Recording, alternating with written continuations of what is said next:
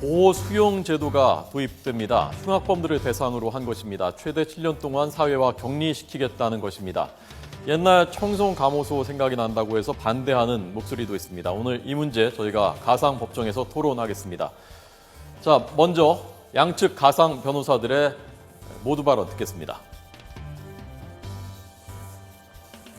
인권은 반드시 존중되어야 합니다. 하지만 범죄에 있어 피해자 인권과 범죄자 인권 중에 어느 것이 더 존중되고 우선시 되어야 할까요?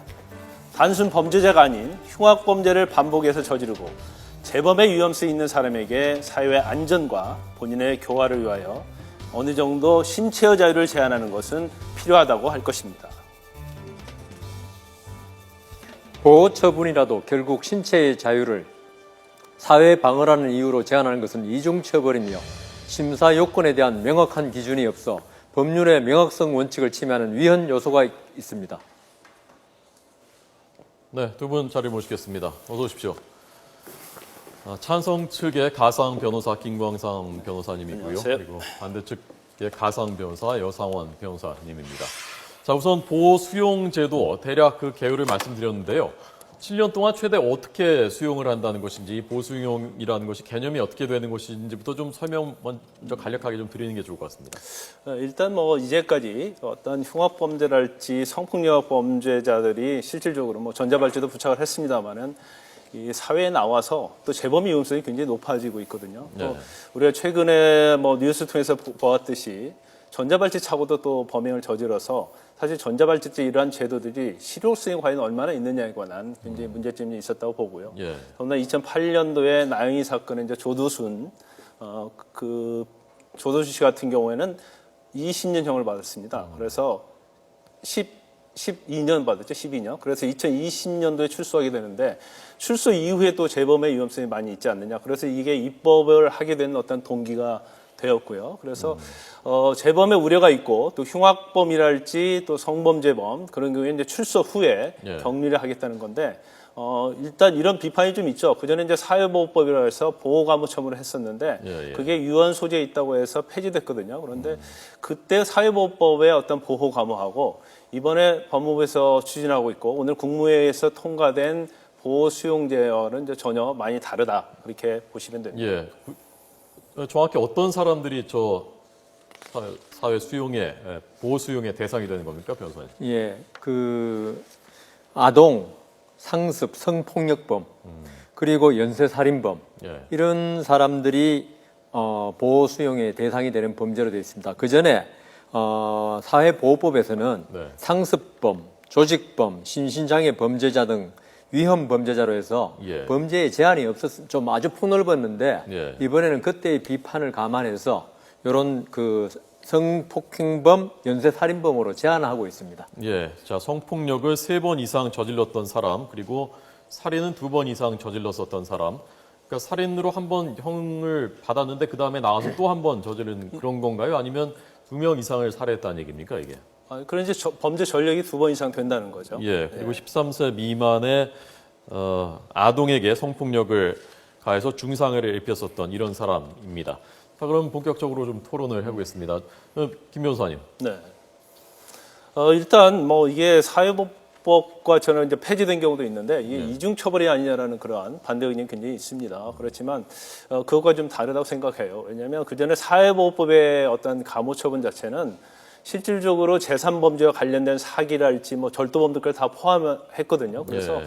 실제적으로 매년에 한 2,000명 이상이 대상이 됐습니다. 그렇군요. 그런데 그게 사실 유언 소지가 있다고 해서 폐지는 됐지만 현재 오늘 통과된 보호수용제법은 사실 그와 전혀 다르다는 거죠. 첫째, 대상에서 다릅니다. 그래서 흉악범죄, 아까 말씀드린 것처럼 살인죄랄지, 살인도 연쇄살인범이죠, 되게. 그리고 성폭력, 그리고 또 특히 13세 미만의 어떤 성폭행범에 대해서 전과가 있고 재범의 위험성이라는 것이 있는 경우에 있어서 또 여기에서 또 3년 이상의 장기형을 선고하는 경우에 선고할 수 있게 되어 있는데 이 절차가 굉장히 엄격합니다. 그래서 그냥 법원에 의무대로 하는 게 아니고요. 일단 전과라는 그런 기준이 있고 두 번째는 재범의 위험성이라는 게 있고요. 또 검찰이 어떤 심리 상담이나 그런 걸 전문가의 도움을 받아서 이게 예. 재범의 위험성이 있는 것을 굉장히 엄격하게 심사를 합니다.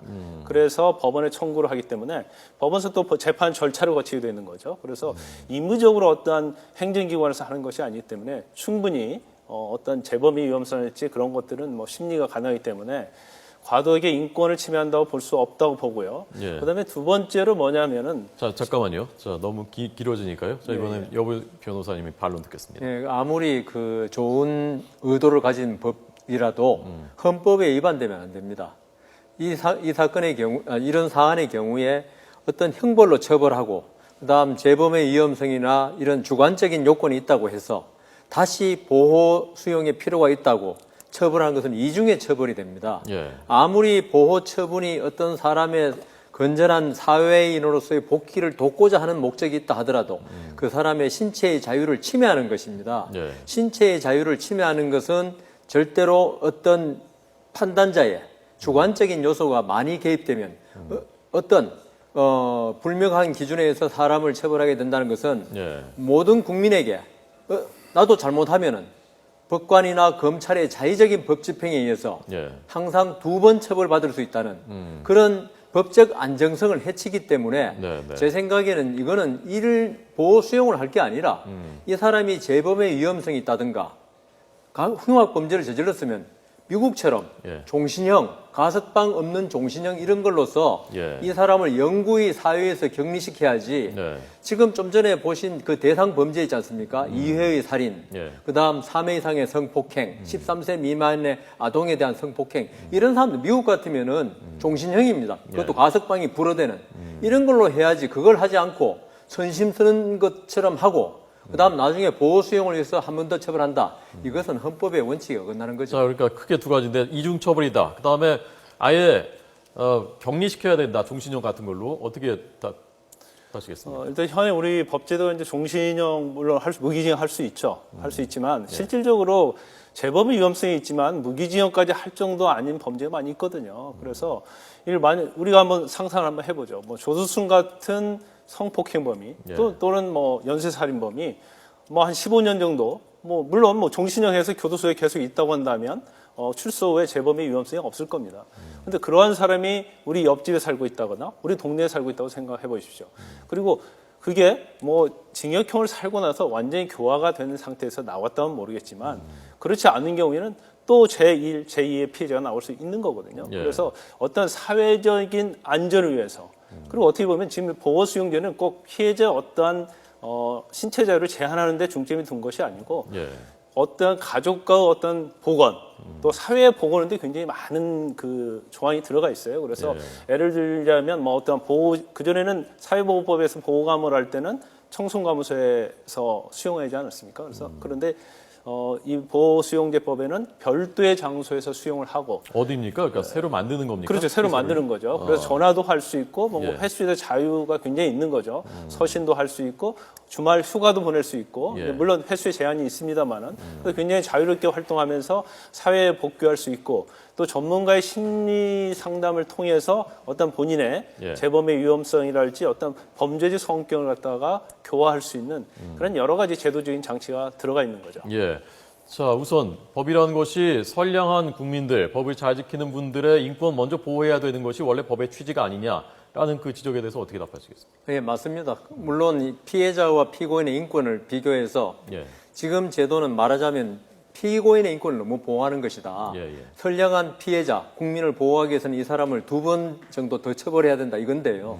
그렇지만 피고인이 아무리 그렇다 하더라도 역시 인권 보호의 대상인 건 맞습니다. 예. 그 사람이 저지른 죄에 합당한 처벌을 받는 것이 헌법이 요구하는 것이지 예. 이 사람에 대해서 위험성, 재범의 위험성이라는 아주 주관적인 판단에서 이게 결국 나치라든가 독재국가에서 흔히 쓰는 정치범들, 사상범들을 수용하는 근거가 바로 재범의 위험성으로 많이 이용되고 있습니다. 예. 이러한 불명확한 개념이죠. 이런 개념을 가지고 사람의 자유, 지금 우리 김 변호사님께서는 뭐 여러 가지 활동의 자유가 보장된다 하지만은 예. 역시 마찬가지로 어떤 수용소에 수감되어서 어떤 처벌을 받는 것입니다. 그거는 누가 뭐라 해도 부인할 수 없는 사실이거든요. 이런 개인의 신체의 자유를 극도로 박탈하는 형을 어떤 위험성이라는 걸로 해가지고 두 번의 처벌한다는 것은 우리 헌법이 요구하는 바에 전혀 맞지 않고요. 그다음 우리가 말하는 헌법에서 무죄 추정의 원칙이라고 있지 않습니까? 네. 그런데 이것은 결국은 보면은 당신 나가면 또 범죄할 거 아니냐.